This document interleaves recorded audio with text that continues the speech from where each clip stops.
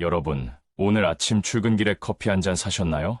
그 커피 값이 내일은 2배가 될 수도 있다는 걸 상상해 보신 적 있으신가요? 설마 그럴 리가. 이렇게 생각하시는 분들이 대부분일 겁니다.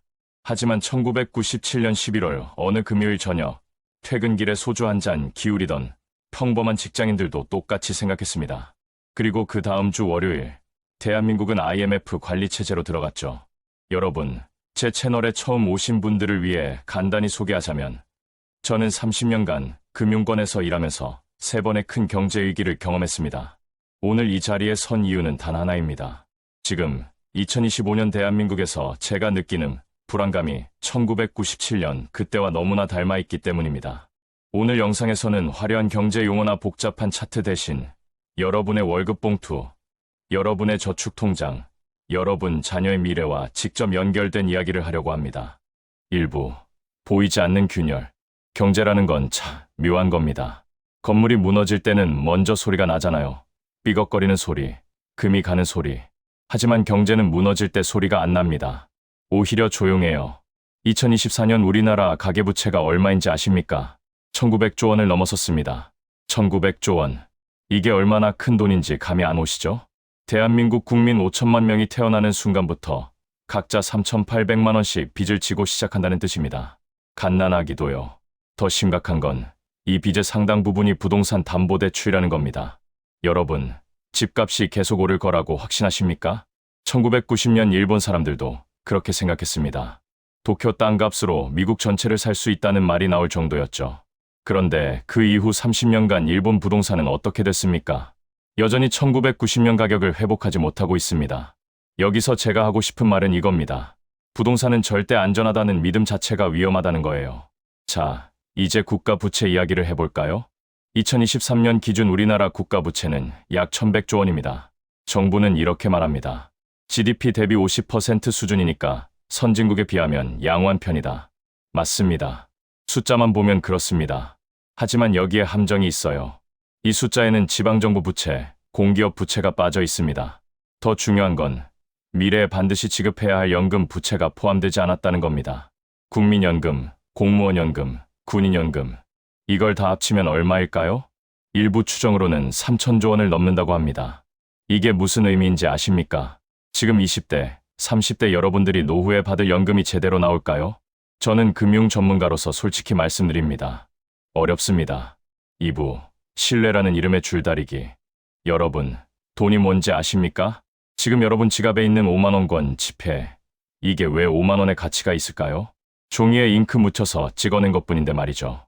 답은 간단합니다. 우리 모두가 그렇게 믿기 때문입니다.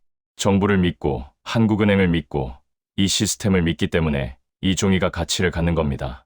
그런데 이 믿음이 흔들리기 시작하면 어떻게 될까요? 2022년 스리랑카에서 실제로 일어난 일입니다. 어느 날 갑자기 ATM기에서 돈이 안 나오기 시작했어요. 은행 앞에 사람들이 줄을 섰습니다. 처음에는 10명, 20명. 그런데 뉴스에서 이 장면이 나가자 전국적으로 사람들이 은행으로 달려갔습니다. 내 돈을 찾아야 해. 이게 바로 뱅크런입니다. 은행 뱅크런. 여기서 아이러니가 뭔지 아십니까? 사실 그 은행은 처음에 망할 은행이 아니었어요.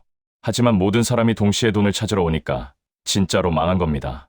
예금자 보호 제도가 있다고요? 맞습니다. 우리나라는 1인당 5천만 원까지 보호해줍니다. 2024년 4월부터는 1억 원으로 상향됐죠. 하지만 제가 묻고 싶은 건 이겁니다. 만약 10개, 20개 은행이 동시에 문제가 생긴다면 예금보험공사가 실제로 그 모든 돈을 지급할 수 있을까요? 답은 아니오입니다. 그럼 정부가 어떻게 하느냐? 돈을 찍어냅니다. 한국은행이 화폐를 발행하는 거죠. 그 순간 무슨 일이 일어나는지 아십니까? 여러분 통장에 있는 돈의 가치가 조용히, 그러나 확실하게 줄어들기 시작합니다. 이게 바로 인플레이션입니다. 2021년부터 2023년까지 우리가 경험한 물가 상승, 기억하시죠? 라면값, 빵값, 택시비, 모든 게 올랐습니다. 월급은 그대로인데 물가만 오르면 어떻게 됩니까? 실질적으로는 월급이 깎인 거나 마찬가지입니다. 3부, 경고등은 이미 켜졌다. 자, 이제 구체적인 위험 신호들을 살펴보겠습니다.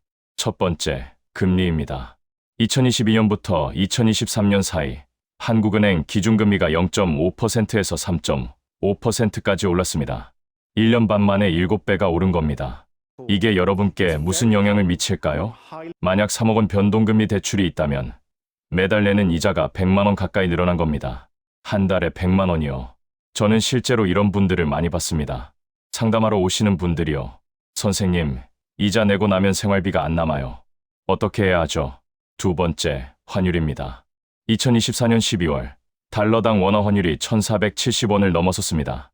불과 2년 전 1,200원대였던 걸 생각하면 20% 이상 떨어진 겁니다. 우리 돈의 가치가 20% 줄어들었다는 뜻이에요.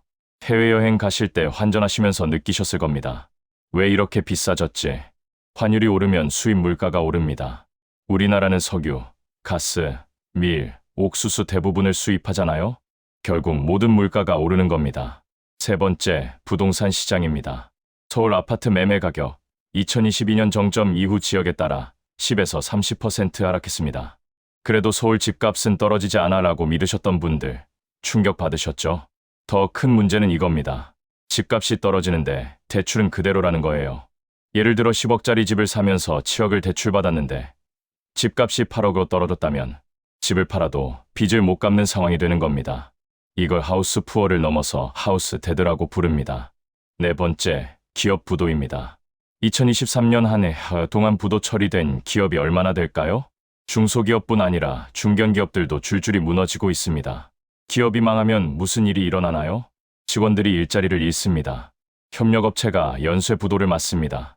그리고 그 기업에 대출해준 은행도 부실 채권을 떠안게 되죠. 모든 게 연결되어 있습니다. 4부, 우리는 무엇을 준비해야 하는가? 자, 여기까지 들으시면서 많이 불안하셨을 겁니다. 하지만 절망하지 마세요. 준비하는 사람에게는 기회가 됩니다. 제가 30년 금융권 생활하면서 배운 가장 중요한 교훈이 있습니다. 위기는 준비된 자에게는 기회다. 지금부터 구체적인 대응 전략을 말씀드리겠습니다. 첫째, 빚부터 정리하세요. 특히 변동금리 대출은 최대한 빨리 상환하거나 고정금리로 전환하세요. 금리가 더 오를 가능성이 높습니다. 아직 여유 있으니까 괜찮아라고 생각하시면 안 됩니다. 빚은 눈덩이처럼 불어납니다. 작을 때 정리해야 합니다. 둘째, 현금 유동성을 확보하세요. 통장에 최소 6개월치 생활비는 현금으로 갖고 계셔야 합니다. 그냥 두면 이자도 안 붙는데 아까워요 라고 하시는 분들 계신데요. 위기 상황에서는 현금이 왕입니다. 2008년 금융위기 때 주변에서 많이 봤습니다. 현금이 있는 사람은 헐값에 나온 자산을 살 수 있었어요. 하지만 현금 없는 사람은 자기 자산을 헐값에 팔아야 했습니다. 셋째, 계란을 한 바구니에 담지 마세요. 원화 예금만 갖고 계시면 안 됩니다. 달러, 엔화 같은 외화도 일부 보유하세요. 전체 자산의 1020% 정도, 금 같은 실물 자산도 고려해보세요. 부동산도, 주식도, 예금도 분산하세요. 어느 한 곳이 무너져도 다른 걸로 버틸 수 있게. 넷째, 스스로 돈을 버는 능력을 키우세요. 회사 월급만 믿으면 안 됩니다.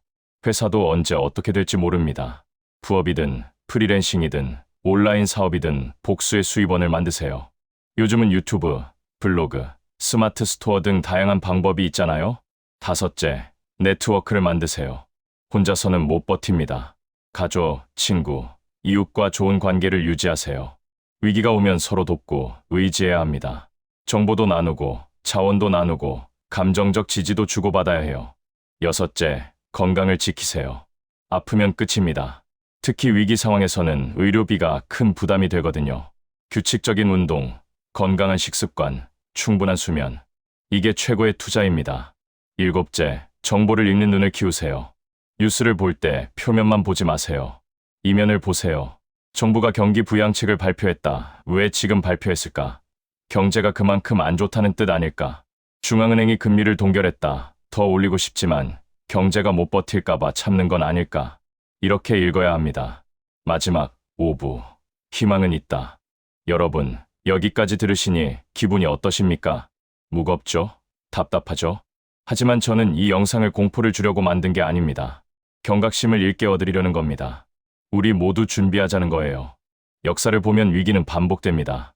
하지만 동시에 이것도 사실입니다. 위기 이후에는 반드시 기회가 옵니다. 1997년 IMF 이후 어떻게 됐습니까? 대한민국은 더 강해졌습니다. 체질이 개선됐어요. 2008년 금융위기 이후는요? 새로운 산업이 폭발적으로 성장했습니다. 스마트폰, SNS, 전자상거래. 위기는 변화를 강요합니다. 그리고 변화 속에 기회가 숨어 있습니다. 중요한 건 그 기회를 잡을 준비가 되어 있느냐는 겁니다. 지금 여러분은 선택의 기로에 서 계십니다. 이 영상을 보고도 에이, 설마 하면서 일상으로 돌아갈 수 있습니다. 대부분의 사람들이 그렇게 합니다. 아니면 오늘부터 조금씩이라도 준비를 시작할 수 있습니다. 작은 실천들이 쌓여서 큰 힘이 됩니다. 저는 30년간 금융 현장에서 수많은 사람들을 봤습니다. 위기 때 무너지는 사람과 살아남는 사람의 차이는 단 하나였습니다. 준비했느냐, 안 했느냐, 그것뿐이었습니다.